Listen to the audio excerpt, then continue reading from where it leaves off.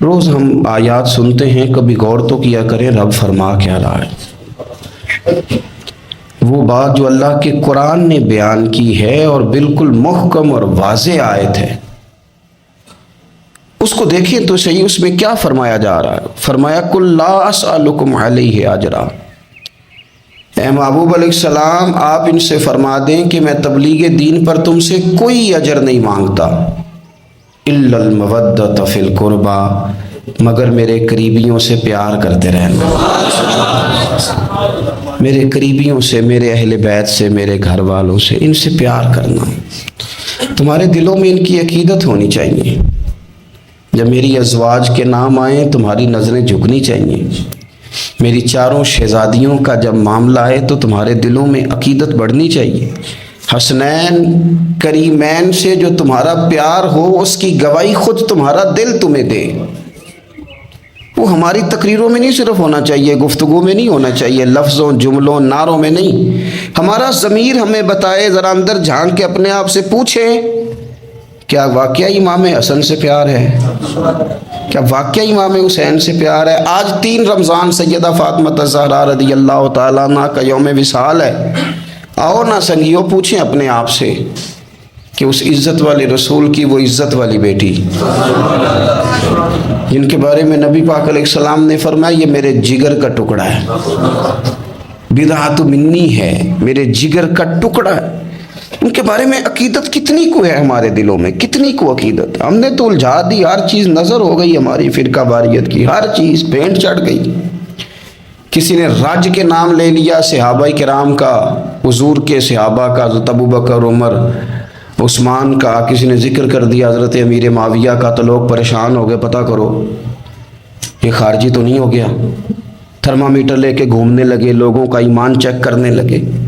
اور اگر کسی نے رج کے ذکر کیا سیدہ فاطمہ کا، حسنین کریمین کا، تو پریشان ہو گئے، معلوم کرو رافضی تو نہیں ہو گیا؟ امام شافعی سے کسی نے کہا بڑا ذکر کرتے ہیں حضور کی اولاد کا، رافضی تو نہیں ہو گئے؟ آپ فرمانے لگے اگر حضور کی اولاد سے پیار کرنے والے کو رافضی کہتے ہو تو مجھے کہو، میں رافضی کہلانے کو تیار ہوں۔ کہو نا جے کر یار دے نام دا ملے میں نہ انہوں چولی پا لئیے پنجے سٹیے نا، کرو تم نے اگر تو یہ چھوڑ دیں کہ کوئی کیا کہے گا۔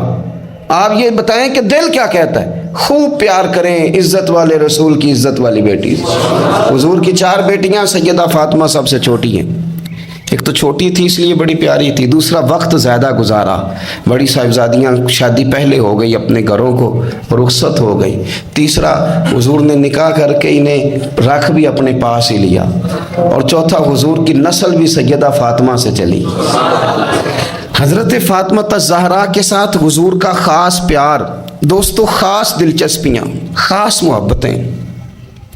بیٹیاں ویسے ہی پیاری ہوتی ہیں، بیٹیاں ویسے ہی وفادار ہوتی ہیں، بیٹیاں گھر کے لیے دعائیں ویسے ہی زیادہ مانگتی ہیں۔ بیٹے ویسے 2-3 باتیں ابا کے خلاف سن لیتے ہیں اپنی بیوی سے، اپنی بیگم کے ساتھ بیٹھ کے نا، لمبی نہیں 2-4 باتیں کر لیتے ہیں اپنی اماں کے خلاف، سن لیتے ہیں۔ او پائی تیاں نہیں یہ سنتی ہیں، یہ نہیں سنتی، یہ کہتی ہیں تو ساری باتیں کر میرے ابے کے بارے میں نہ کرنا، یہ سنتی نہیں، سوال ہی نہیں پیدا ہوتا، کیا بتائیں ان کا؟ یہ کہتے ہیں ساری باتیں کر میرے بھائی کے بارے میں بات۔ یہ بیٹی ہے نا، اس کا ایک نظام ہے، آپ غور کریں نا، یہ بیٹیاں شہزادیاں، ان کا رنگ ڈھنگ رسول پاک صلی اللہ علیہ وسلم نے نا خاص پیار کیا شہزادی کے ساتھ۔ ایک تو وہ جو بیٹیاں دفن کر آتے تھے ان کو بتایا کہ بیٹی کا رنگ کیا ہوتا ہے، انداز کیا ہوتا ہے، اور ایک ہمیں بتایا۔ میں کس طرح یہ بات کروں کہ کھربوں اربوں کروڑوں لاکھوں رکھنے والا باپ بھی بیٹی کو حصہ نہیں دیتا، کہانیاں سناتا ہے، اس کی شادی کر دی تھی، فلانا کر دیا تھا، جس کا 2.5 مرلے کا مکان ہے اس کی بیٹی کا بھی حصہ ہے، اور جو اربوں کا مالک ہے اس کی بیٹی کا بھی حصہ ہے۔ جب اللہ رسول نے رکھا ہے تو کیوں نہیں دیتا؟ یہ نمازیں، عبادتیں، ریاضتیں، تلاوتیں ساری اپنی جگہ، لیکن یہ ظلم کر کے اگر تو جائے گا تو تجھے کھڑا کیا جائے گا حساب کے لیے، یہ جواب دینا ہے سوالوں کا، ان کا حصہ ہے وہ دینا پڑے گا۔ حضور کا کیا طریقہ تھا؟ حضرت عائشہ صدیقہ کہتی ہیں نبی پاک صلی اللہ علیہ وسلم کی خدمت میں جب سیدہ فاطمہ آتی نا تو हुजूर उठ के खड़े होते।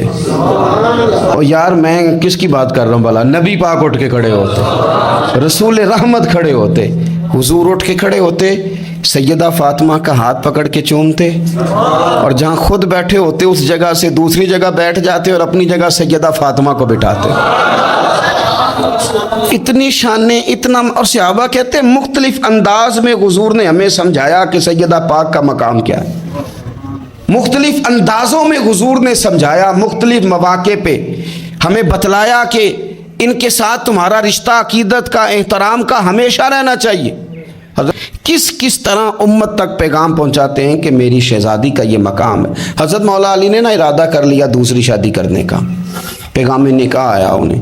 मैंने कहा कि आप समझें कि ये गैर मामूली लोग हैं, इनका जो मकाम और मर्तबा है ना, ये दीन है, दीन। हमें क्यों ये चीज़ें सिखाई गई, क्यों बतलाया गया, ताकि हमारे दिलों में कदर रहे कि ये बड़े लोग हैं। हज़रत अली ने इरादा किया अब सब के लिए जायज़ है दूसरी शादी करनी। और खैर हमारे जो मर्द हज़रात हैं उन्होंने तो बड़ा ठीक ठाक करके उन्होंने फतवा याद किया है कि मर्द के लिए 4 बीवियाँ रखना जायज़ है। अगली बात भी है, अगर इंसाफ कर सके तो, अगर अदल कर सके तो। इतनी सी बात नहीं है सिर्फ कि 4 रखना। कुरान मजीद ने जहाँ इजाज़त दी है ना, 7 शर्त लगाई है, हुकूक अदा करे, उनके बीच अदल करे, अदल ना कर सके तो फिर 4 जायज़ है। पूरी बात बयान, हम अपनी अपनी मर्ज़ी का लेते हैं ना मसला, अगली बात नहीं उस पर बात करेंगे, भाई इतना ठीक है 4 जायज़ हैं, भाई आगे भी बढ़ो ना। आगे क्या है, आगे ये है कि अगर तुम अदल कर सको तो सब के लिए जायज़ था। हर एक ने शादियाँ की थी, हुजूर ने भी निकाह कसरत से किए, हज़रत अली को भी पैगाम निकाह आया। सैयदा पाक के दिल में कुछ ख्याल आया, मामूली हस्ती नहीं ना, कुछ लोग ऐसे होते हैं वो हंस पड़े तो फूल खिल जाते हैं, और वो उदास हो जाए ना तो खुद ब खुद खिज़ा आ जाती। लगता है आज कोई उदास हुआ था, सारे चमन में उदासी छा गई। हज़रत फातिमा उदास हुई, परेशान हुई, हुजूर को पैगाम गया। नबी पाक मिंबर पे बैठे, फरमाया सुनो लोगो, फातिमा मेरे जिगर का टुकड़ा है, कुर्बान जाएं। ये भी अंदाज़ होता है। फरमाया ये मेरे जिगर का टुकड़ा है, जिसने इसे नाराज़ किया उसने मुझे नाराज़ किया, जिसने इसे राज़ी किया उसने मुझे राज़ी किया। पाक रसूल की पाक बेटी, इज़्ज़त वाले नबी की इज़्ज़त वाली, शानों वाले रसूल की शानों, वो जिसने मुअज़्ज़ज़ किया घराने को और हुसैन पाल के जिसने दिया ज़माने को। हज़रत अली शेर खुदा रदी अल्लाह ताला अन्हु कहते हैं मैं हाजिर बारगाह हुआ, हुजूर आप जैसे हुक्म करें। तो हुजूर ने फरमाया सब के लिए जायज़ है दूसरा निकाह करना, पर जब तक मेरी बेटी मौजूद है अली तेरे लिए जायज़ नहीं, तू नहीं कर सकता दूसरा निकाह। ये एजाज़ है सैयदा फातिमा का, ये एजाज़ है। क्यों भला? उसकी एक वजह तो ये थी कि सैयदा जल्दी चली गई थी दुनिया से। कुल उम्र 28 साल पाई है सैयदा फातिमा, कुल उम्र 28 साल। 28 साल। कुछ लोग ऐसे होते हैं जो रब को भी बड़े प्यारे होते हैं, धरती पे बसने के लिए, लंबा वक्त गुजारने के लिए वो नहीं आते, वो तो अपना किरदार अदा करते हैं, अपना काम करते हैं और वो रुखसत हो जाते हैं। कुल उम्र 28 साल, 21-22 भी लिखी है लोगों ने। 28 साल उम्र मुबारक पाई सैयदा पाक, दुनिया से रुखसत हो गई। हुजूर सल्लल्लाहु अलैहि वसल्लम का ख़ास प्यार। मैं आपको एक बात अर्ज़ करूं, उन्होंने ना वो सारी तकलीफ़ें हुजूर के साथ उठाई जो दीन के रास्ते में नबी पाक को आई थी, वो सारी। हमारे यहाँ ना अब एक बीमारी है, बेटी से बात ना करो टेंशन लेती है, अम्मा को ना बताना परेशान हो जाएगी, फलाने से ना बात करना। क्यों? हकीकतों का सामना करना चाहिए। क्या मतलब है इसका? हकीकत और होती है, टेंशन और होती। आप हकीकत का सामना करें, हकीकत बच्चों को सिखाएं, बच्चों को वहाँ लाएं कि वो हकीकत के आदी बने। हुजूर हकायक बताते, हकायक। बुखारी मुस्लिम में मिशकात में हदीस है, हज़रत आयशा सिद्दीक़ा रदी अल्लाह ताला अन्हा उम्मुल मोमिनीन फरमाती हैं हुजूर ने विसाल से कुछ दिन पहले हज़रत फ़ातिमा को बुलाया और फरमाती हैं कुर्बान जाऊँ, हज़रत फ़ातिमा चलती भी उस तरह थी जो हुजूर का तरीका था, बोलना भी उसी तरह का था जो नबी पाक का बोलना था, रफ्तार में गुफ्तार में हुजूर के मुशाबित। वो तशरीफ़ लाई, हुजूर ने करीब बिठाया और कान में राज की बात की। इसका मतलब है कुछ बातें बेटियों से भी राज की कर लेनी चाहिए। भाई आप गौर करेंगे और समझेंगे कि बेटी से भी कभी कोई राज की बात कर लें। हुजूर ने बुलाया اور پھر کان میں کو بات کی، کان میں نبی پاک صلی اللہ علیہ وسلم نے، تو حضرت فاطمہ رونے لگی۔ پھر حضور نے کان میں کو بات کی تو مسکرانے لگی۔ حضور تشریف لے گئے۔ سیدہ عائشہ صدیقہ رضی اللہ تعالی عنہا فرماتی ہیں میں نے حضرت فاطمہ الزہرا سے کہا کہ فاطمہ کیا کہا حضور نے؟ تو فرمانے لگی میرا اور میرے نبی پاک کا راز ہے، آپ کو میں کیوں بتاؤں؟ تو حضرت سیدہ عائشہ صدیقہ کہتی ہیں میں خاموش ہو گئی۔ کچھ دنوں کے بعد حضور کا وصال ہو گیا، سرکار نے وصال فرمایا تو کچھ دن گزرے تو میں نے کہا فاطمہ میرا تم پر حق ہے، میں تمہاری ماں ہوں، میرا حق ہے، اس حق کی وجہ سے میں کہتی ہوں مجھے وہ بتا دو وہ کیا بات تھی کہ پہلے تم روئی پھر تم ہنسی؟ تو میں نے کہا حقیقتوں سے آگاہ کریں۔ نبی پاک صلی اللہ علیہ وسلم کی شہزادی فرمانے لگی اماں جی حضور نے میرے کان میں کہا تھا کہ فاطمہ ہر رمضان میں جبریل امین ایک قرآن پاک مجھے سناتے تھے، ایک میں انہیں سناتا تھا، اس سال جبریل نے 2 سنائے ہیں۔ فاطمہ مجھے لگتا ہے تیرے باپ کے جانے کا وقت آ گیا ہے، اب میری رخصتی ہے، مصیبت آئے تو صبر کرنا، مشکل پڑے تو حوصلہ کرنا، اپنے آپ کو اپنے رب کریم کے سپرد رکھنا۔ کہتی ہیں جب یہ بات حضور نے بیان کی تو میں رو پڑی، اور پھر نبی پاک نے میرے کان میں کہا فاطمہ میرے بعد جو سب سے پہلے مجھے آ کے ملے گی نا وہ تم ہی ہو، اور یہ بھی یاد رکھنا تم جنتی عورتوں کی سردار ہو۔ فرماتی ہیں یہ بات سنی تو میں مسکرا دی۔ 6 ماہ گزرے حصول کے بعد تو سیدہ فاطمہ کا وصال ہو گیا، صرف 6 ماہ، پورا سال نہیں، 6 ماہ گزرے۔ حضرت فاطمہ الزہرا رضی اللہ تعالیٰ عنہ کے بارے میں سیدہ عائشہ صدیقہ کہتی ہیں ایک بات میں نے حضرت فاطمہ میں جو سب سے بڑھ کے دیکھی، جتنی باتیں میں عرض کر رہا ہوں نا یہ ساری ہم نے اپنے گھروں میں اپنی بیٹیوں کو سکھانی ہے، ان کو حقیقت سے آشنا کریں، حقیقت سے۔ یہ چھپانا اور یہ کہنا ہو یہ فلانا بچہ ڈر جائے گا، یہ گھبرا جائے، وہ پھر ساری زندگی ڈرے گا۔ بچوں کو بزدل نہ بنائیں، ان کو سکھائیں کہ آپ نے آنے والی مشکلات کا مقابلہ کیسے کرنا ہے۔ ایک بات خاص کر کے مسند ابو یعلا میں سیدہ طیبہ طاہرہ حضرت عائشہ صدیقہ رضی اللہ تعالیٰ عنہ فرماتی ہیں میں نے نبی پاک علیہ السلام کے بعد جس کو سب سے زیادہ اور سب سے بڑھ کر سچ بولتے دیکھا ہے وہ سیدہ فاطمہ الزہرا ہیں۔ میں نے کبھی ان کی زبان سے جھوٹ نہیں سنا۔ خدا را ماؤں کو میرا یہ پیغام دیں، ان سے کہیں بچوں کو سچ بولنا سکھائیں۔ والد سے میری گزارش ہے بچوں کے سامنے کوئی بہانہ نہ کریں، انہیں 1% بھی یہ نہ پتہ چلے کہ آپ جھوٹ بول رہے، 1% بھی کوئی بہانہ بازی نہ سکھانا انہیں، ورنہ وہ تمہارے ساتھ دھوکہ شروع کر دیں گے۔ وہ کالج نہیں جائیں گے پر تمہیں کہیں گے میں گیا تھا، وہ سکول نہیں جائیں گے اور تمہیں کہیں گے میں گیا تھا، وہ تمہارے ساتھ دھوکہ کریں گے، وہ تمہاری دولت غلط جگہ استعمال کریں گے۔ ان کے سامنے کوئی جھوٹ نہ بولنا، کوئی بہانہ نہ کرنا، ورنہ تمہیں پتہ ہی نہیں چلے گا ماحول کتنا خراب ہو گیا، عدم اعتماد گھروں میں خاندانوں میں آئے گا، تباہی اتر جائے گی۔ خبردار بچوں کے سامنے کبھی بھی انہیں سچ کی عادت ڈالے۔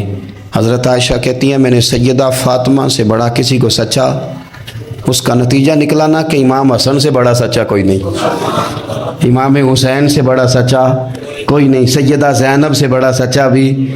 پھر سچ آگے منتقل ہوا۔ ایک حدیث برسبیل تذکرہ ابو داؤد شریف میں موجود ہے، حضرت عبداللہ ابن عامر رضی اللہ تعالیٰ عنہ فرماتے میں چھوٹا سا تھا، نبی پاک صلی اللہ علیہ وسلم ہمارے گھر تشریف لائے تو میری ماں نے مجھے کہا، چھوٹا سا تھا، مائیں کہتی ہے نا بیٹے یہ دیکھو میں چیز دیتی ہوں ادھر آؤ، حالانکہ کئی دفعہ مٹھی خالی ہوتی، تو میری اماں نے مجھے کہا بیٹے ادھر آؤ میں کچھ چیز دیتی ہوں۔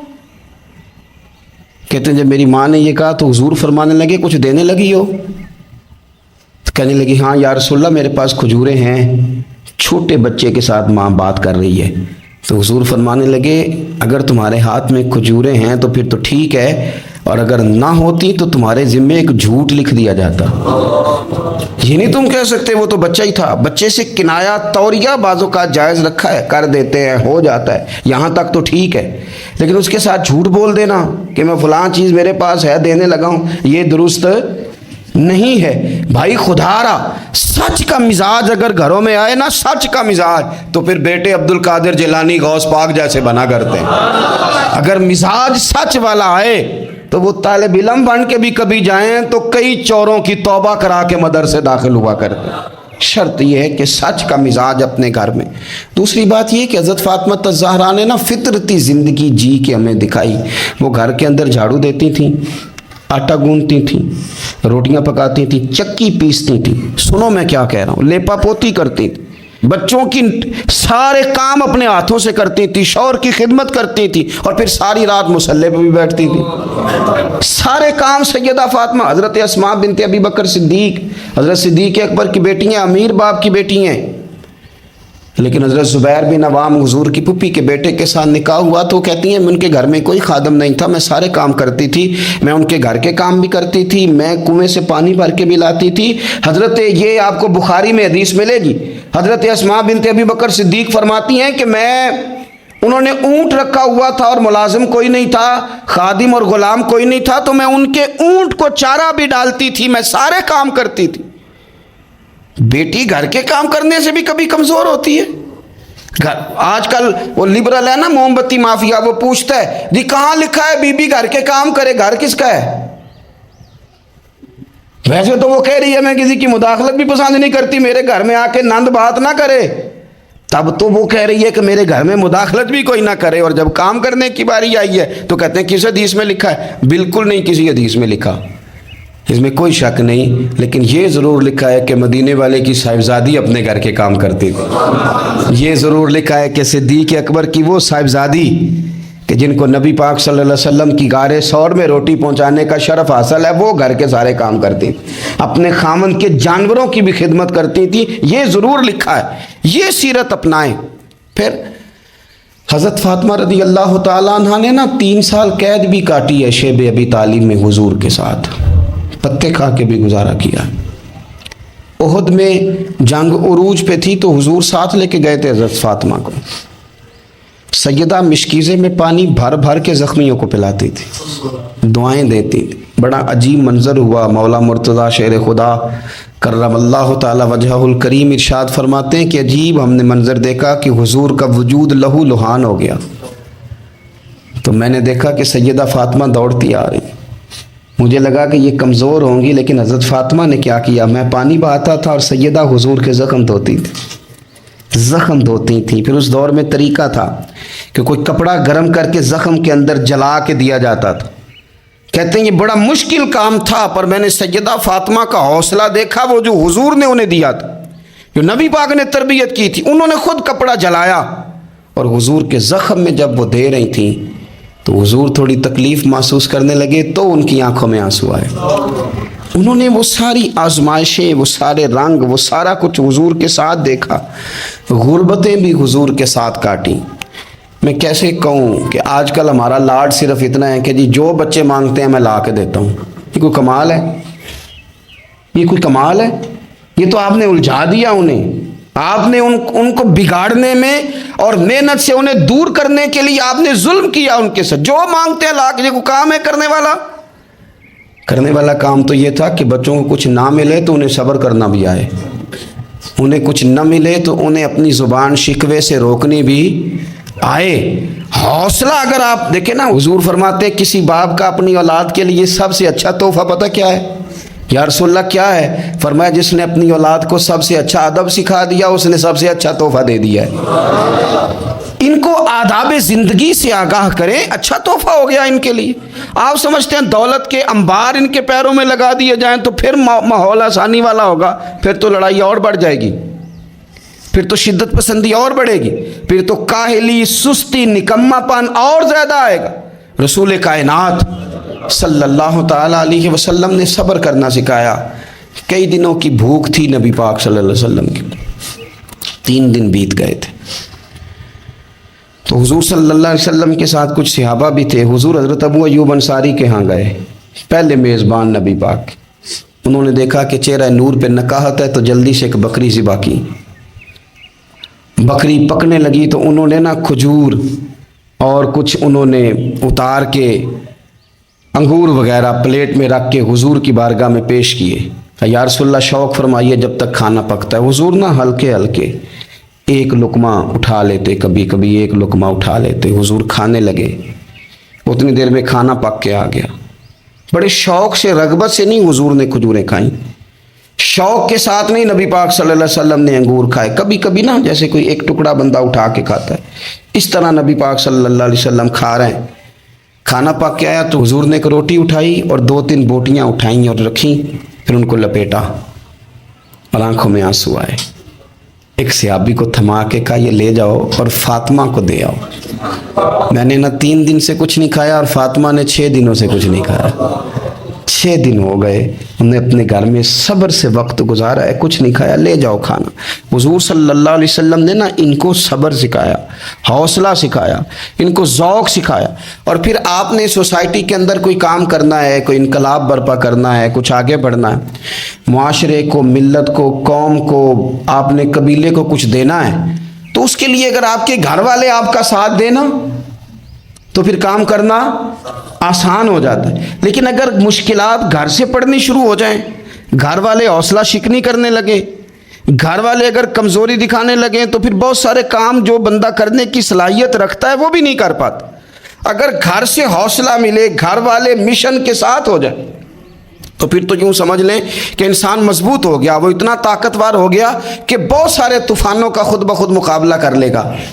حضور صلی اللہ تعالیٰ علیہ وسلم چونکہ بڑا کام کرتے تھے، بڑی ڈیوٹی فرماتے تھے، تو طریقہ مبارکہ یہ تھا کہ سفر کے لیے تشریف لے جاتے یا جہاد کے لیے جاتے تو سب سے آخر میں حضرت فاطمہ کے گھر جاتے، ان سے ملاقات کر کے سفر پہ تشریف لے جاتے، اور جب واپس تشریف لاتے تو سب سے پہلے سیدہ فاطمہ کے گھر سب سے پہلے یہاں آتے، ملاقات کرتے، پھر تشریف لے جاتے۔ ایک دفعہ حضور کئی دنوں کے بعد تشریف لائے، سفر کے آثار بھی تھے،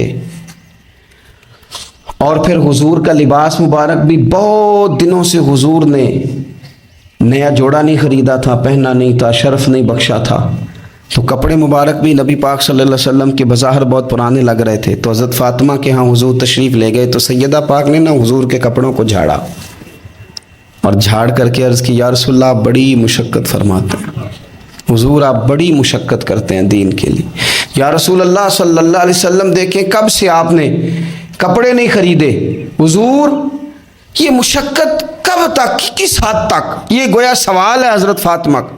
یا رسول اللہ صلی اللہ علیہ وسلم اتنی مشقت؟ تو حضور نے فرمایا فاطمہ تیرے باپ کی ڈیوٹی ہے، تیرے باپ کی ڈیوٹی ہے کہ ہر دیہات میں، ہر شہر میں دین پہنچانا ہے۔